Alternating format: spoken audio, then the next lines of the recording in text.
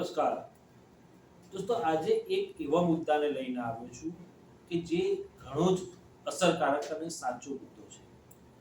વડાપ્રધાન નરેન્દ્ર મોદી એક દિવસના ગુજરાત પ્રવાસે હતા. ગુજરાત પ્રવાસ દરમિયાન તેમણે સવારે કોબા ખાતે મહાવીર જયંતિ પ્રસંગે મ્યુઝિયમનું લોકાર્પણ કર્યું.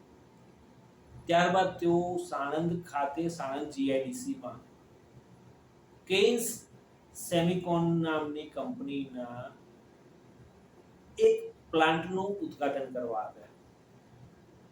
વડાપ્રધાન નરેન્દ્ર મોદીએ આ ઉદ્ઘાટન પ્રસંગે પ્રવચન કરતા એક સરસ વાત કરી કે આવનારો ડિકેડ એ ભારતનો ટેકેડ હશે.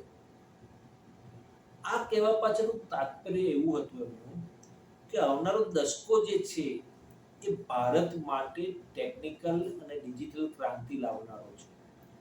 કારણ કે આજ સુધી વિશ્વના અન્ય દેશોમાં સેમિકન્ડક્ટરની ચિપ્સ બનતી હતી, પરંતુ હવે ભારતના ગુજરાતમાં, ગુજરાત એટલે વડાપ્રધાન નરેન્દ્ર મોદીનું વતન, ગૃહ રાજ્ય, એમના રાજ્યમાં ફેબ્રુઆરી મહિનામાં માઇક્રોન નામની કંપનીનું એમણે પ્લાન્ટનું ઉદ્ઘાટન કર્યું અને સેમિકન્ડક્ટર બનાવતી પહેલી કંપની ગુજરાતમાં સ્થપાઈ. બીજી કંપની તરીકે કેન્સ સેમિકોનનો આજે શુભારંભ થયો. આ પ્રસંગે એમણે આ વાત કરી કે દશકો એ ટેકનિકલ ક્રાંતિ માટેનો દશકો હશે ને એમાં ભારત અને એમાં ગુજરાત અવ્વલ નંબર હશે. ગુજરાત આમ તો ક્રાંતિ કરવામાં અવ્વલ જ હોય છે. દૂધની ક્રાંતિ હોય, સફેદ ક્રાંતિ હોય કે પછી હરિયાળી ક્રાંતિ હોય કે પછી વિદ્યાર્થીઓની ક્રાંતિ હોય, અલગ અલગ ક્રાંતિઓ કરવામાં ગુજરાત હંમેશા આગળ રહ્યું છે અને હવે ટેકનોલોજી ક્ષેત્રે પણ ગુજરાત આગળ વધી રહ્યું છે.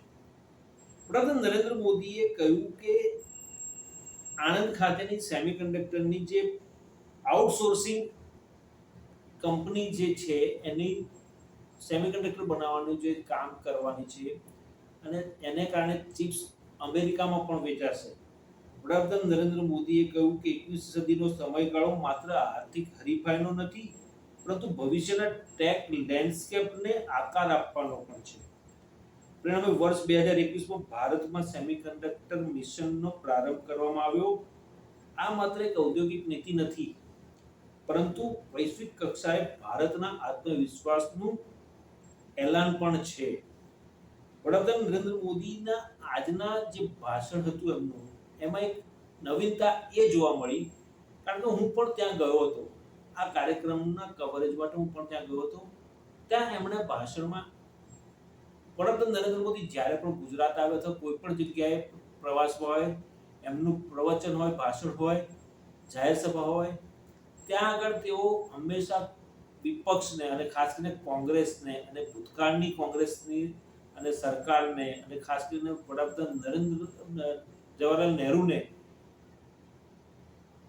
ટાર્ગેટ કરવાનું છોડતા નથી. પરંતુ આજે વડાપ્રધાન નરેન્દ્ર મોદીએ ક્યાંય કહેતા ક્યાંય આ કેન્સ સેમિકોન કંપનીના પ્લાન્ટના ઉદ્ઘાટન પ્રસંગે ક્યાંય કહેતા ક્યાંય એક પણ વખત કોઈ પોલિટિકલ ઓબ્ઝર્વેશન કર્યું નહોતું અને તેમણે માત્ર ટેકનોલોજી ક્ષેત્રે જે રીતે ગુજરાત હરણફાળ ભરી રહ્યું છે એની વાત કરી હતી. વડાપ્રધાન નરેન્દ્ર મોદીએ એટલે સુધી કહ્યું કે સેમિકન્ડક્ટર ક્ષેત્રે ભારતનું વર્તમાન વૈશ્વિક માર્કેટ ₹4.5 લાખ કરોડનું છે. વર્ષ 2030 સુધીમાં 9 લાખ કરોડ સુધી પહોંચવાનો લક્ષ્યાંક રાખવામાં આવ્યો છે અને એ સિદ્ધ કરીશું. આ આત્મવિશ્વાસ જ બતાવે છે કે ભારત હવે આત્મનિર્ભરતા તરફ આગળ વધી રહ્યું છે.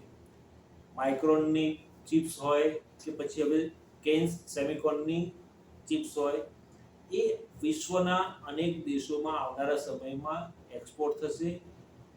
અમેરિકા જેવા વિકસિત દેશો અને અન્ય દેશો જે ચિપ્સ બનાવે છે તેને પાછળ રાખી દેવા માટેની એક અહીંયા નેમ રાખીને અને એક જે આત્મવિશ્વાસ સાથે આગળ વધવાની વાત કરી છે, તેનાથી ગુજરાત સરકારને પણ એક જોશ મળ્યો છે અને ડબલ એન્જિનની સરકાર હવે પૂરું જોશમાં કામ કરશે ને આવનારા સમયમાં સેમિકન્ડક્ટર ક્ષેત્રે સાણંદ ખાતે અનેક નવી કંપનીઓ પણ આવી રહી છે, જે વાત આઈટી મિનિસ્ટર, કેન્દ્રીય આઈટી મિનિસ્ટર છે અશ્વિની વૈષ્ણવ, તેમણે પોતાના પ્રવચનમાં કહી.